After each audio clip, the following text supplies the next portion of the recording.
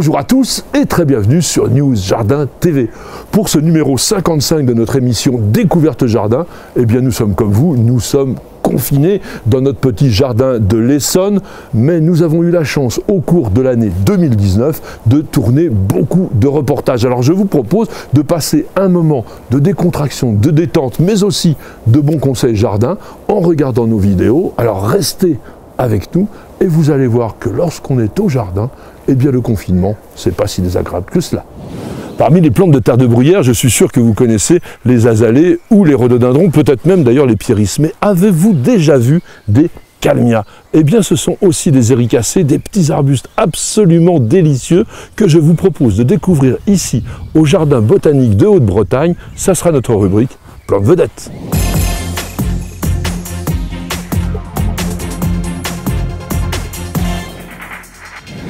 Nous sommes en 1748 et l'Académie des sciences de Suède décide d'envoyer dans le Nouveau Monde Peter Kalm, un jeune botaniste, disciple de Carl von Linné, pour lui faire découvrir des plantes qui seraient utiles sous le climat suédois. Notre ami Peter Kalm va rester 3 ans dans le nord des États-Unis, ou du moins de l'Amérique du Nord à cette époque, et il rapportera de son voyage plus de 380 spécimens de plantes que le fameux naturaliste Carl von Linné va se dépêcher d'étudier et de nommer.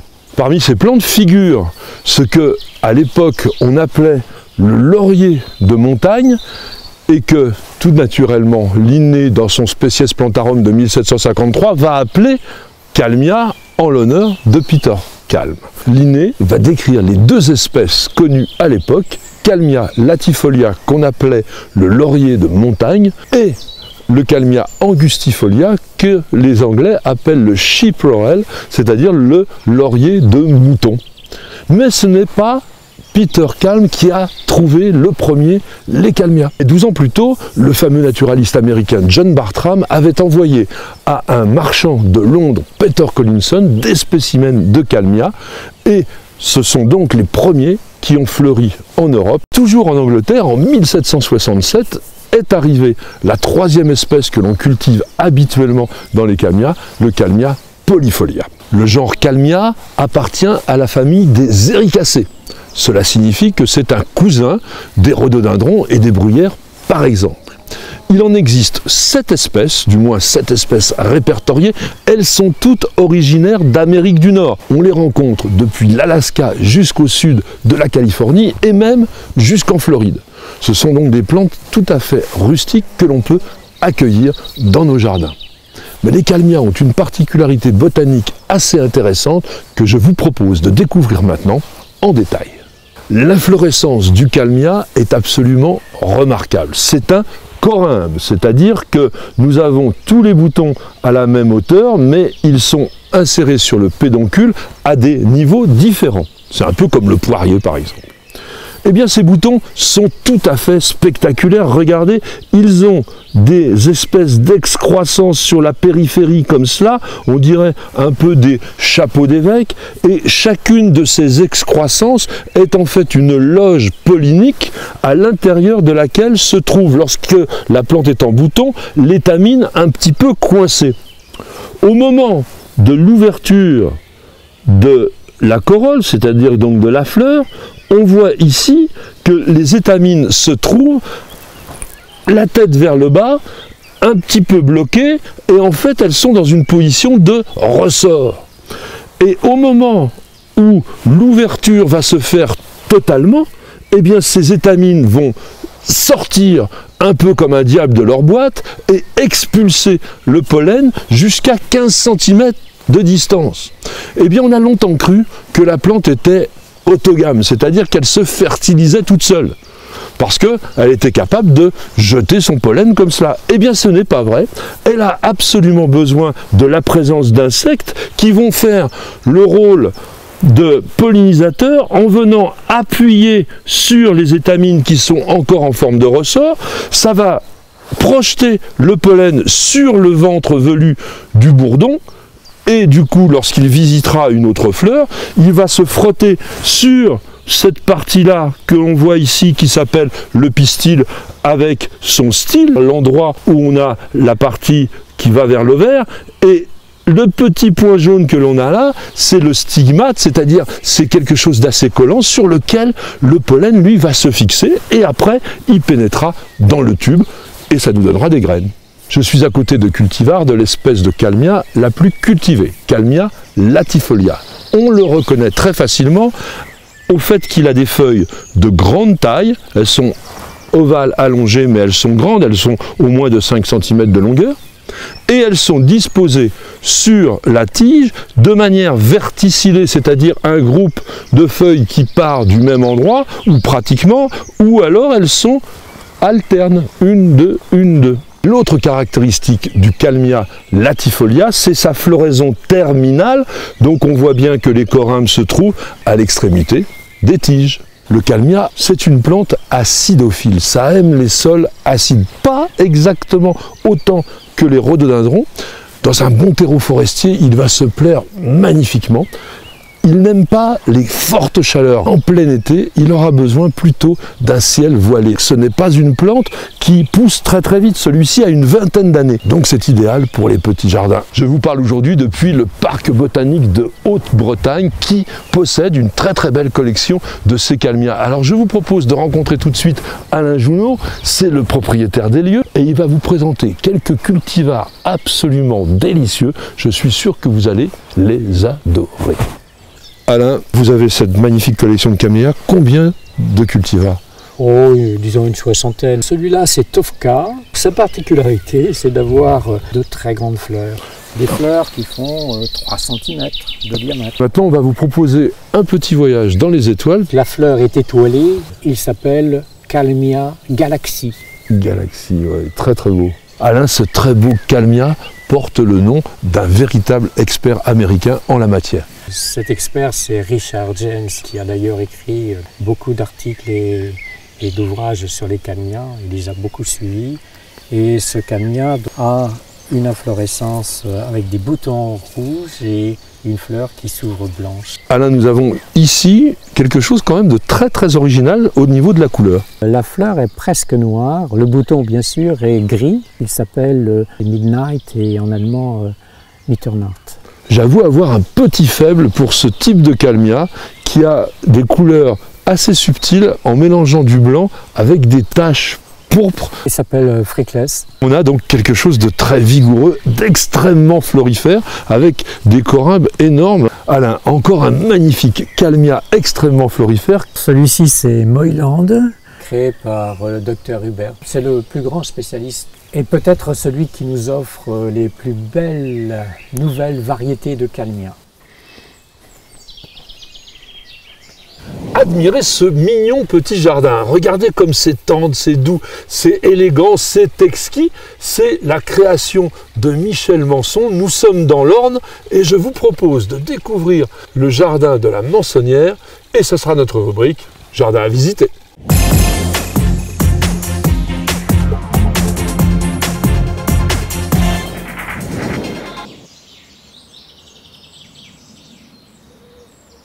Michel, nous sommes ici donc sur la terrasse qui surplombe le patio. Tout à fait. C'est de là qu'on peut voir nager les petits poissons dans l'eau. Il faut dire aussi donc que le jardin de la Mansonnière est un jardin ouvert au public. Bien sûr, avec grand plaisir d'ailleurs. Quel bonheur de recevoir des visiteurs. Alors c'est ouvert quand? Alors du 15 avril au 15 septembre, à un jour ou deux près suivant les années. Voilà. Et tous les jours? Pas tous les jours. Du début avril jusqu'au 1er juin, vendredi, samedi, dimanche. À partir du 1er juin, nous sommes ouverts du mercredi au dimanche et uniquement l'après-midi, 14h30, 18h30. Parce que le matin, c'est le pomponnage de Monsieur le Jardin. Ce jardin est bien léché, bien entretenu, absolument nickel. Alors il y a aussi, il faut le dire, le soir, pendant l'été. Nous avons 2 nocturnes, fin juillet et fin août, nocturnes aux chandelles avec un concert de musique classique qui se déroule dans la clairière, sous les étoiles et sous la protection des chênes. Michel, vous revenez d'Angleterre et vous dites, ça y est, je fais un jardin. Oui, c'est à peu près ça, mais la première chose que je me suis dit, c'est déjà, je défais ce que j'ai fait. Il y a deux choses que j'avais apprises qui étaient très importantes pour moi en Angleterre. C'est d'abord qu'on ne peut pas faire un jardin si on n'a pas fait un plan, s'il n'y a pas une colonne vertébrale, et le rôle très important des persistants. Ça, c'est quelque chose que j'ai découvert dans les jardins anglais. Donc, tout ce que j'avais fait ne me convenait pas du tout, donc j'ai d'abord tout défait. Et puis, après, j'ai pris un papier, un crayon. D'abord, j'ai réfléchi à ce que j'avais envie de dire, ce que j'avais envie d'exprimer. Et puis, j'ai commencé à dessiner le plan général de ce que serait le jardin. Alors, vous avez 1,5 hectare. Vous n'êtes ni jardinière, ni paysagiste. Et malgré tout ça, allez, on y va, on fait un plan sur l'ensemble du jardin. Comment c'est possible? Alors, il suffit de savoir ce qu'on veut. À partir du moment dans la vie où on sait ce qu'on veut, tout devient simple. Bah écoutez, moi ça me semble quand même bien compliqué parce que vous avez fait quand même 15 jardins. J'ai fait 15 espaces parce que ça me paraissait logique que ça se découpe de cette façon-là sur ce qui nous était donné. C'était très important de découper le terrain. Non seulement parce que je savais au départ que j'aurais toujours envie de varier les thèmes, que je ne pourrais pas travailler sur un seul thème. Donc il fallait des chambres par thème et il fallait aussi la possibilité de faire le lien. Donc ça me donnait déjà à peu près le nombre de jardins. Il y avait aussi autre chose, on est tout en haut d'une colline, en face d'une autre colline qui crée des perturbations, donc on a beaucoup de vent. Donc il fallait aussi créer des microclimats en fait. Donc à partir de là, sur le papier très mal, parce que je dessine très mal, j'ai à peu près découpé l'espace. La base est posée, et puis après il suffit de savoir ce qu'on aime comme plante, et puis quand on s'est trompé de les enlever pour en mettre d'autres, et puis l'aventure est commencée. Alors quand on part du dessin justement, et qu'on se lance dans l'aventure, on se lance comment? On fait tous les jardins à la fois? Ah non, ça c'est pas possible. Non. Non, c'est pas possible. On fait les jardins qui nous paraissent le plus facile à réaliser au départ, avec les plantes qu'on a trouvées, parce que ça c'est aussi toute une recherche, toute une histoire. Et puis on essaie quand même de donner un maximum d'espace, une petite allure, et puis après ça prend 100 ans pour faire jardin par jardin à peu près ce dont on avait envie. La connaissance qu'on a des choses évolue aussi, heureusement, parce que moi je suis vraiment partie de rien du tout. En plus, un jardin, c'est pas quelque chose de statique, c'est quelque chose de vivant. Donc forcément, par la force des choses, tout ça c'est un éternel recommencement en fait. Et c'est lequel de ces jardins qui a été le premier terminé? C'est celui qu'on vient de changer complètement. C'est-à-dire qui est aujourd'hui le jardin de Noémie, qui était une roseraie de roses anciennes. Je ne me rendais pas compte dans quoi je me lançais. C'était vraiment un travail de titan. Et au fur et à mesure du temps, d'abord j'ai été moins bien dedans. Donc les rosiers, eux, étaient moins bien aussi. Donc là, on a décidé de faire des changements. Et ce jardin de Noémie, c'est celui qui est un peu, je dirais, inspiré à l'anglaise, dans lequel il y a quand même encore des rosiers. Bien sûr, bien sûr. C'est-à-dire qu'on a enlevé une partie des rosiers qu'on a transportés dans ce qui sera le futur jardin. Et... Oui, parce qu'il y aura encore d'autres jardins. Et à la place, j'ai planté beaucoup d'arbustes qui sont dans le même esprit et dans les mêmes couleurs qu'étaient les rosiers, mais qui sont plus faciles à vivre et qui me demanderont moins de travail. Oui, parce qu'il faut savoir qu'à la Mançonnière, tous les matins, Philippe et Michel vont dans le jardin, nettoient tout, tous les rosiers qui sont un petit peu fanés, y compris les pétales qui sont par terre, tout ça c'est ramassé, parce que quand vous irez visiter ce jardin, vous allez voir, il est absolument impeccable. Michel, nous allons arriver au bout de notre périple, on a passé pratiquement tous les petits jardins que vous avez faits et on termine dans une grande création. J'ai pensé au moment où je l'ai fait que après avoir traversé des petits espaces confinés, on avait besoin d'une grande respiration. Voilà, fallait respirer. Donc voilà, depuis je m'efforce de surtout laisser l'espace libre. Mais c'est dur. C'est dur, on voit que les massifs commencent à empiéter un peu sur la pelouse. C'est très très dur. Vous êtes adepte ici des pelouses bien léchées, bien tendues. Oui. C'est beaucoup de travail. C'est pas tant de travail que ça. En fait, il faut simplement tondre régulièrement. Ah bah oui, oui, oui, mais c'est rien, ça. On est assis quand on tond. C'est rien. Avec Michel, c'est toujours rien. Le jardin, ça se fait tout seul. Et je suis pas certain que ça soit la réalité. Mais en tous les cas, le résultat est là. Alors, vous avez beaucoup de boules de buis. C'est vrai qu'aujourd'hui, on est un peu inquiet avec ces buis. Pour l'instant, vous êtes très attentive là-dessus. Alors, évidemment, on a eu un petit peu d'attaque de pyrale l'année dernière. On a traité au Bacillus thuringiensis suivant les conseils de la faculté. Et ça a été assez efficace. On n'a eu besoin de traiter qu'une fois parce que Philippe, mon mari, l'a fait avec grande attention. Et cette année, est-ce que c'est parce que le temps n'est pas très favorable? On a eu juste 2 buis qui ont été un petit peu inquiétés, mais pour le moment c'est tout. Mais c'est beaucoup de chance. Mais c'est quand même beaucoup d'attention.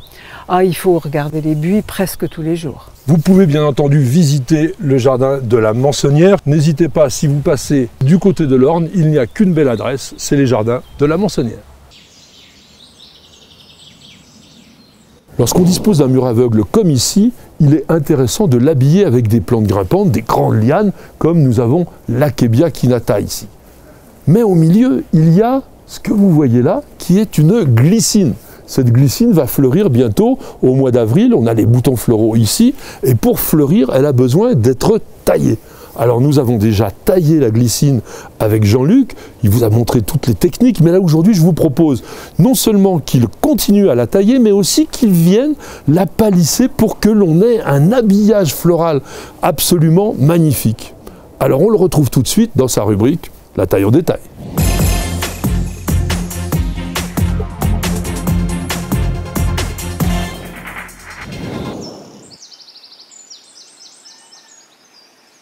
Nous sommes sur une plante grimpante, donc les rameaux sont très souples.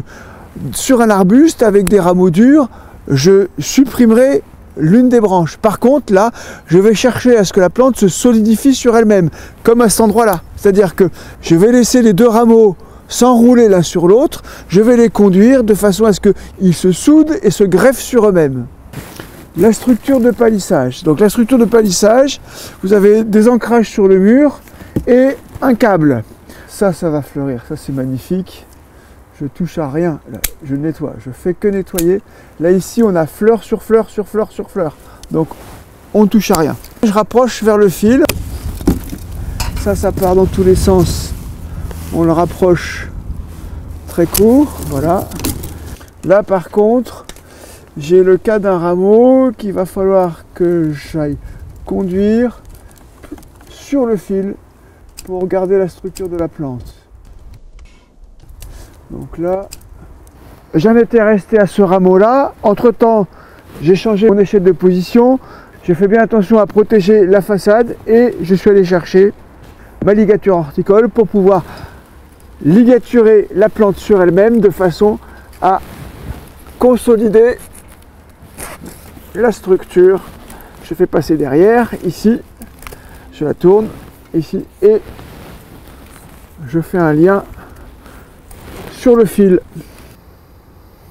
Et n'oubliez pas, en contraignant la plante, en la forçant à pousser horizontalement, les rameaux reçoivent moins de sève et là, on va avoir une très belle floraison. Sur la glycine, le travail de palissage doit être constant, tous les ans.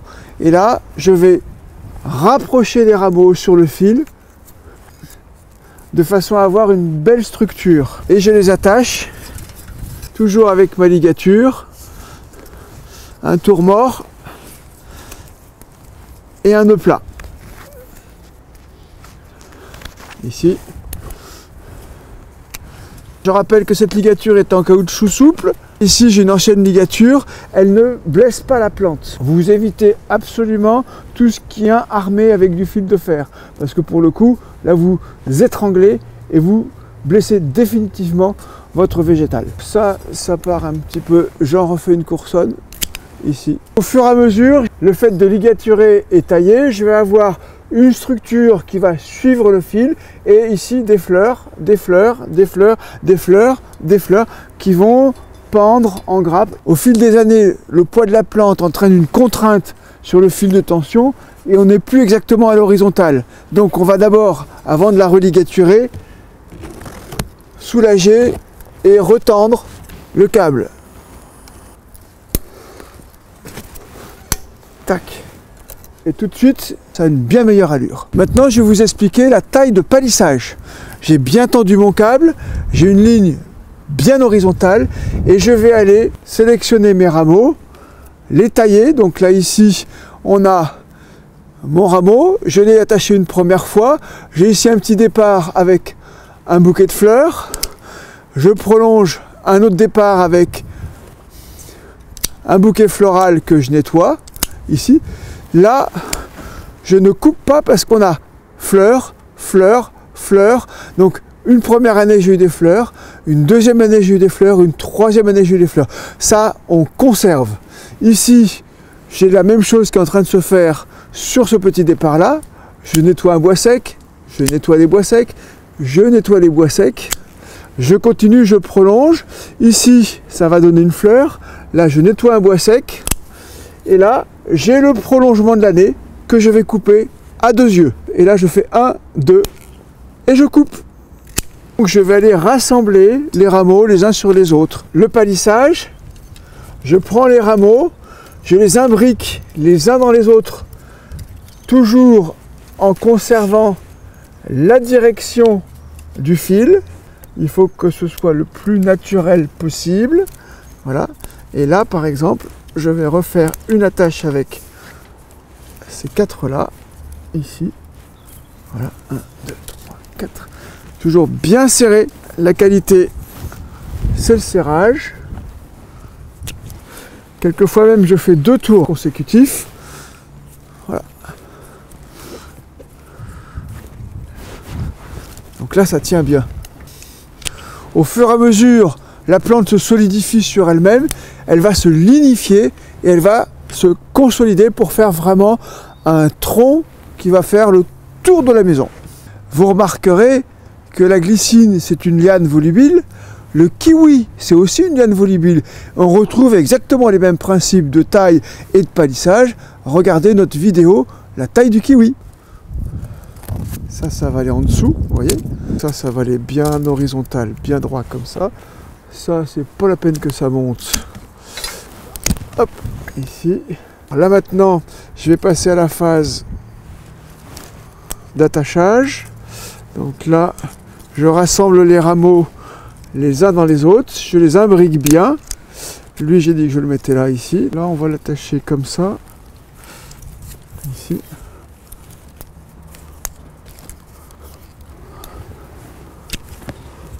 Au fur et à mesure, on voit apparaître une structure, une plante bien organisée. On arrive à l'extrémité, on pince. Là, j'ai mes prolongements, je garde 2 prolongements, ça suffit. Et voilà, j'ai posé 2 attaches, donc une ici intermédiaire, juste à l'extrémité. On va rassembler tout ça.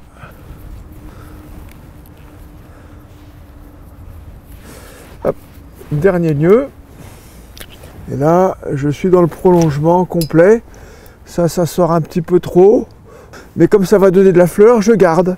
Nous sommes partis d'un point de départ où on avait un fouillis végétal qui datait de la saison dernière pour arriver à une organisation bien disciplinée de notre glycine.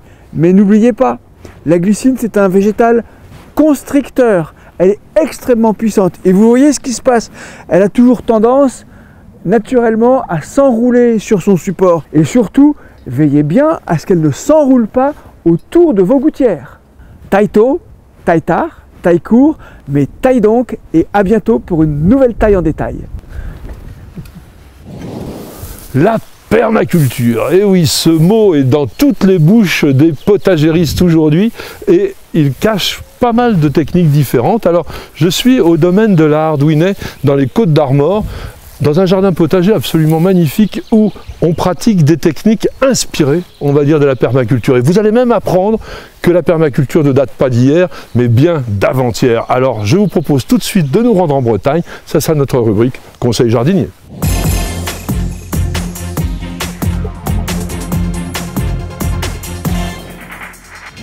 Bonjour David, Bonjour, vous êtes le chef jardinier ici au potager du domaine de la Hardwinay et vous êtes même le créateur de ce potager. Exactement. Alors ça a combien d'années? 4 ans. 4 ans, et donc vous êtes arrivé, il n'y avait rien. Une friche. Voilà, une friche, et donc vous avez décidé d'utiliser, on va dire, en partie les techniques de la permaculture pour pouvoir nourrir, on va dire, le Voilà, jardin. oui. C'est un sol très pauvre, donc on a essayé de l'enrichir au maximum avec ce qu'on a ici en fait dans la nature autour de nous. Voilà, parce qu'autour de nous, il y a 1200 hectares de forêt, et donc vous avez forcément des feuilles, vous avez du bois, vous avez tout ce qu'il vous faut. Voilà, on a tout ce qu'il faut, on a des chevaux, donc on a du fumier, on a tout ce qu'il faut, du foin, voilà. Donc là, on est sur du foin. On va aller de parcelle en parcelle, vous expliquer les techniques qui sont utilisées par David, et vous allez voir, c'est particulièrement intéressant, et surtout, il y a du résultat. David, une première étape sur quelque chose qui est tout à fait intéressant et original, je dirais. Donc nous avons un poirier, et au pied, vous avez planté du trèfle pour au moins 2 raisons. Pour fixer l'azote, donc le trèfle, il a cet avantage-là de pouvoir donner de l'azote et de l'engrais vert naturel au poirier, au fruitier. Et puis c'est joli aussi parce qu'on a des jolies fleurs de trèfle incarnat, rouge. Donc on a fait des successions rouges, blanches. Voilà, rouge et blanc, c'est très intéressant. Alors, je rappelle effectivement que les plantes de la famille ou de l'ancienne famille des légumineuses, donc qu'on appelle aujourd'hui les fabacées, ont la faculté, grâce à une symbiose avec des bactéries, de fixer l'azote atmosphérique et donc d'apporter naturellement de la nourriture à la fois aux plantes et au sol. On nous dit que la permaculture a été inventée par 2 Australiens en 1978. En réalité, la technique dont ils se sont inspirés pour décliner, on va dire, cette véritable philosophie est beaucoup plus ancienne, David. Oui, c'est les Mayas on appelle ça un mille-pas, c'est la technique des Mayas, ou les 3 sœurs. Donc on trouvait le maïs, le pois, les curcubitacées, et tout ça faisait un ensemble en fait avec la capucine que moi j'ai rajoutée pour pouvoir étouffer au départ les mauvaises herbes. Et donc voilà, c'était tout un ensemble. Ça c'est très très malin parce que vous voyez au départ cette véritable marée de capucine va faire de l'ombrage pour les jeunes plants à la fois de cucurbitacées comme j'ai ici, de maïs et un peu plus tard le pois. Hein. Voilà, le pois on va le mettre après parce que le maïs n'est pas encore assez costaud puis ça va être très vif. Donc, et après tout ce monde là va se développer et donc sur une surface très très petite en fait, voilà. On va récolter un maximum parce que le maïs en grandissant, lui il va servir carrément de tuteur pour les pois. Et puis on va avoir donc une optimisation en mètre carré. Voilà, ouais. Là sur 6 mètres carrés, vous pouvez avoir énormément de choses. Alors, vous avez paillé. En miscanthus, oui. Alors, du miscanthus, et en dessous, il y a quoi? En dessous, alors on habille en hiver fumier de cheval. Fumier de cheval. Alors, nous allons voir une autre parcelle parce qu'on va vous expliquer justement la technique qui est utilisée par David pour amender, et je dirais même fertiliser le sol. Alors, David, là, on s'est mis complètement dans une planche de culture. Expliquez-nous votre méthode. Arrivé à l'automne, début d'hiver, on va aller ramasser toutes les feuilles qui sont tombées. D'accord. On va mettre une couche de feuilles. On va aussi prendre un peu de foin que les chevaux n'ont pas mangé, qui est resté un petit peu sur les champs et qu'on va récupérer. Et puis on va mettre après du fumier de cheval. Et on va laisser ça reposer. Et au printemps, on va mélanger tout ça. Et on va venir mettre par-dessus un carton. Ah oui. Donc on récupère des cartons. Donc une grande planche de carton. Des grandes planches de carton qui sont posées dessus. Et après on peut voir, vous voyez, on garde toujours l'humidité. Alors ça c'est totalement extraordinaire parce qu'il faut savoir qu'il y a au moins 15 jours qu'il ne pleut pas, que la température moyenne ici en Bretagne elle est autour de 28-29 degrés. En plein soleil ça monte largement au-dessus de 30 degrés. Et là on a enlevé quoi? Allez, on va dire 10 cm maximum de paille. Et voilà. Déjà au niveau du carton, alors déjà la paille travaille énormément puisque ici c'est déjà frais, mais là vous avez retiré le carton qui est en train de se décomposer et là en dessous on a un sol qui est pratiquement de l'humus pur. Voilà, et on voit les vers qui commencent à se développer, à venir ici. Tout ce monde-là travaille, ça fait un sol vivant et bien entendu là on est en début de plantation, mais au mois de septembre ça va être une profusion végétale. Voilà, ça sera rempli et tout le monde a sa place. Tout le monde a sa place, donc les concombres, les choux, tout ce monde-là pousse très très bien. Et donc l'idée de la permaculture, dans son mot même, ça signifie de maintenir en permanence à la fois des cultures et un sol protégé. Et que va devenir le carton en fin de saison? Il se désagrège et nous on va remettre une couche de feuilles, on va recommencer. Et puis après on va le remettre, vous voyez, il va partir. Oui, alors c'est vrai qu'on voit déjà, là, voilà, ça part en lambeaux. Voilà. Mais c'est des cartons, il n'y a pas d'encre dessus, voilà. Ça c'est important. Hein. Alors ce carton apporte du carbone. Hein. Voilà, ouais. D'un côté on a de l'azote qui est fourni par la matière organique et puis le carton lui apporte du carbone. Mais vous ne mettez pas vous de branchage? Non, non, non, non, non. le jardin, ce n'est pas une science exacte. David, nous sommes là devant une technique qui vous a été inspirée par votre observation. Voilà, exactement. Donc on a un sol ici qui est très humide, donc les oignons n'aiment pas ça. Donc j'ai commencé par mettre des buts, par faire des buts pour planter mes oignons. Et puis après je me suis dit, toute l'eau qui reste dans la rigole, autant s'en servir. Donc pour une plante qui a besoin d'eau, donc on a mis des salades. Donc les oignons sont en haut, les salades en bas. Quand l'eau tombe naturellement ou quand vous arrosez, parce que là on n'a pas fait l'amélioration du sol. Non, pas du tout. Tout ce qui est donc poireaux, oignons, échalotes, ail, il ne faut pas mettre de matière organique qui n'est pas bien décomposée. Donc c'est la terre normale et lorsque vous arrosez, évidemment, les salades vont profiter et on le voit bien comment elles sont très très belles. Alors il y a énormément de fleurs au milieu de tout cela, on a les bourrages qui sont en pleine fleur, il reste encore quelques soucis. C'est venu tout seul. C'est venu tout seul. Donc on les laisse, ça fait venir les pollinisateurs, ça ne dérange pas l'oignon puisque l'oignon a surtout besoin de son bulbe. Ça permet donc une association de plantes compagnes, comme on dit, donc de végétaux qui vont favoriser ici la pollinisation, puisqu'on voit énormément de butineurs qui travaillent en permanence. Et puis les soucis ont aussi a priori un effet protecteur. Et regardez le résultat, c'est à la fois esthétique et productif. Quoi demander de mieux? David, nous voici devant un autre parterre, une autre structure. Alors, vous avez utilisé du fer à béton, c'est vraiment malin. Voilà, oui. Pour faire grimper les haricots. Voilà. On a des pergolas et on laisse monter les haricots. Voilà, les haricots vont monter et puis ils vont tout envahir. On va les voir descendre, on va pouvoir les cueillir comme ça. Alors nous sommes aussi sur quelque chose dont il faut parler parce que bien sûr ce jardin est entièrement fait au naturel, vous ne traitez pas, vous mettez rien d'autre que des produits d'origine naturelle. Oui. Et même sur le sol ici, donc comme vous avez les 2400 hectares de forêt. Il y a des broyeuses qui viennent et qui nous font du copeau de bois. Et nous on s'en sert après pour le passage, pour faire des petits chemins. Ça garde un petit peu l'humidité aussi oui. Quand vous arrosez. Voilà. Donc voilà quand même des très très bonnes idées. David, merci de nous avoir fait visiter le potager du domaine de l'Ardouinet. Alors il est bien sûr ouvert au public. Oui bien sûr il est ouvert au public, d'avril à fin septembre, du lundi au vendredi. Il y a aussi une auberge, il y a un restaurant, il y a un plan d'eau, il y a une forêt, il y a vraiment de quoi passer un très très bon moment ici en Côte d'Armor. Parmi les innombrables variétés d'orchidées, le cymbidium est assurément l'une des plus faciles à réussir à la maison. Un petit conseil en passant, achetez toujours vos cymbidiums lorsqu'ils sont pleinement épanouis et non lorsqu'ils sont en bouton, alors qu'on le fait régulièrement, notamment avec les phalaenopsis. Alors pour avoir beaucoup de renseignements, tout connaître sur les cymbidiums et surtout comment les faire refleurir, eh bien je vous propose de retrouver tout de suite notre petite princesse des orchidées, Colombe Lecoufle, et elle va vous parler de cette plante vraiment très intéressante qui fleurit de l'automne à l'hiver. Et ça sera notre rubrique Passion Orchidée.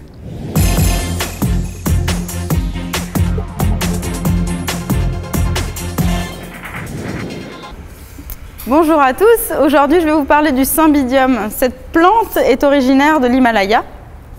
Et je vais vous donner 2-3 astuces pour bien la faire pousser et avoir de bons résultats avec celle-ci. C'est une plante qui pousse à partir de pseudobulbes. Donc un pseudobulbe, c'est un bulbe comme celui qui est ici, qui est ici pour une floraison et qui pour les années suivantes servira de réserve à la plante. Donc ces pseudobulbes servent aux nouvelles pousses à pomper dedans pour mieux se développer ensuite. Comme c'est une plante originaire de régions montagneuses, c'est une plante qui a besoin d'écart de température, donc d'avoir froid à certains moments.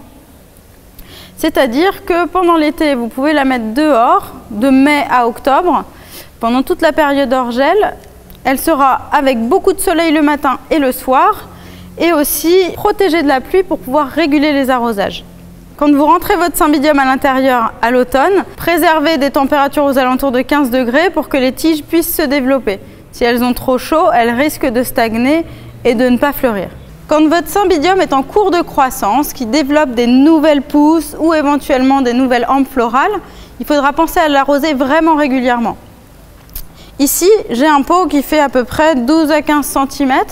Donc vous pensez à l'arroser une fois par semaine, avec de l'eau pas trop calcaire comme toujours, et plutôt par le dessus du pot. Donc vous allez considérer à peu près le volume de votre pot en quantité d'eau à passer à travers. Alors pour arroser votre cymbidium, ce qu'il faudra faire, c'est éventuellement vous habituer au poids du pot pour être sûr qu'il a soif. C'est-à-dire que dès qu'il est bien mouillé, il est forcément plus lourd que quand il est sec. Et en l'occurrence, ici, il a soif, donc je vais pouvoir l'arroser par le dessus du pot. Simplement avec un petit peu d'eau qui correspondra à la taille du pot. Je vais passer l'eau à travers le pot.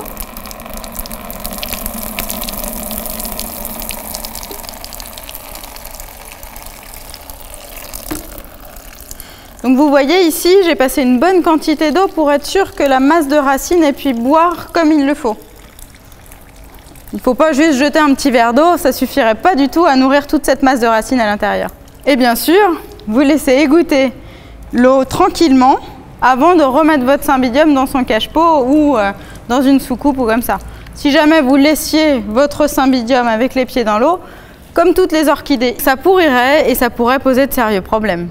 Donc le cymbidium, avec ses pseudobulbes, va chaque année développer une nouvelle pousse, comme celle qui est ici au bout de mon doigt. Et cette nouvelle pousse-là est vraiment sensible. Donc à chaque fois que vous soulevez votre cymbidium par les feuilles, surtout faites attention à ne pas attraper les feuilles des jeunes pousses qui risqueraient de s'arracher. Le cymbidium, c'est une plante qui peut fleurir à partir de la fin de l'automne jusqu'au printemps, pendant 6 à 8 semaines par an.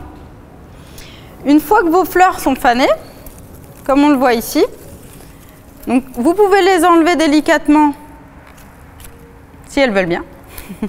Là, ici, on le voit, elles ont toutes changé de couleur, elles sont toutes marron. Vous allez pouvoir couper la hampe florale à la base, soit en tirant dessus. Donc ici, je vais simplement détacher la hampe florale de son tuteur. Et alors, je vais pouvoir normalement tirer sur la tige bien fort, d'un coup sec vers le bas, pour la détacher. Ou alors, comme toujours, utilisez votre sécateur bien stérilisé.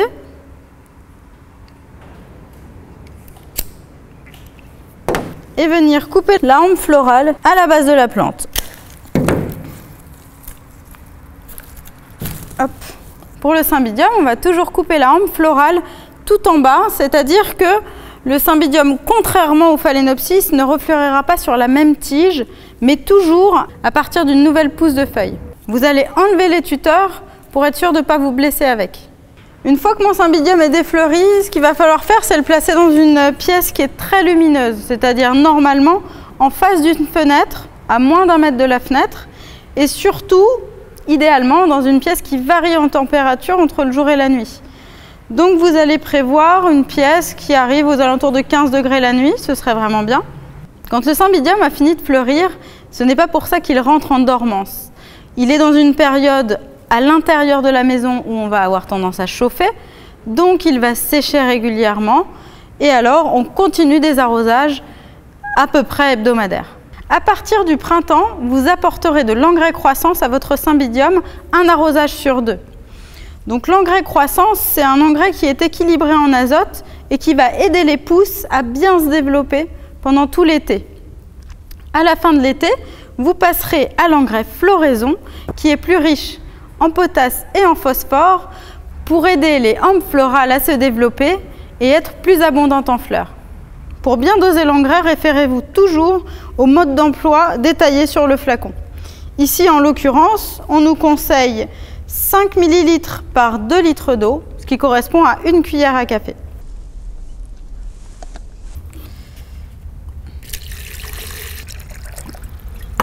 Dans 2 litres d'eau, je vais pouvoir mélanger 1 cuillère à café d'engrais. Ce qui n'est pas grand-chose, mais c'est un engrais qui est très bien dosé, assez puissant. Donc surtout, ne surdosez pas votre engrais. Pour le cymbidium, comme pour toutes les autres orchidées, il faudra bien penser à arroser la plante à l'eau claire avant de passer l'engrais.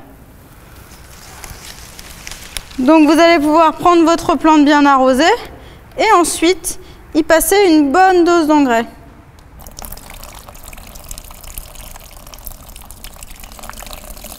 Mais par exemple, pour un pot de cette taille-là, il suffira d'à peu près un demi-litre d'engrais, dilué bien sûr, passé à travers le pot et toujours bien égoutté. Le cymbidium, c'est une orchidée qui va se développer plutôt dans des espaces assez restreints. Ici, on le voit, on a un pot avec des pousses qui vont quasiment jusqu'au bord du pot. Mais en l'occurrence, il a au moins la place pour qu'une pousse se développe tout autour. À chaque bulbe peut arriver encore une nouvelle pousse dans le pot. Donc pour l'instant, on est tranquille pour le rempotage, mais c'est simplement l'année prochaine, quand tout le pot sera plein, qu'on va penser à rempoter. Et ça, on le verra dans une prochaine vidéo. Et à très bientôt pour un prochain numéro de Passion Orchidée. Nous voici à Fréjus, dans le Var, dans la serre de sélection des établissements Morel. Ce sont les grands spécialistes français, européens et même mondiaux du cyclamen. Ici, on sélectionne des variétés tout à fait extraordinaires de cyclamen. Alors, je vous propose de rencontrer tout de suite Héloïse. C'est la dernière génération de cette entreprise qui fête maintenant ses 100 ans. Elle va nous raconter un peu la saga familiale et nous montrer quelques grandes étapes de sélection avec des variétés extraordinaires. Ça sera notre rubrique botaniste et jardinier.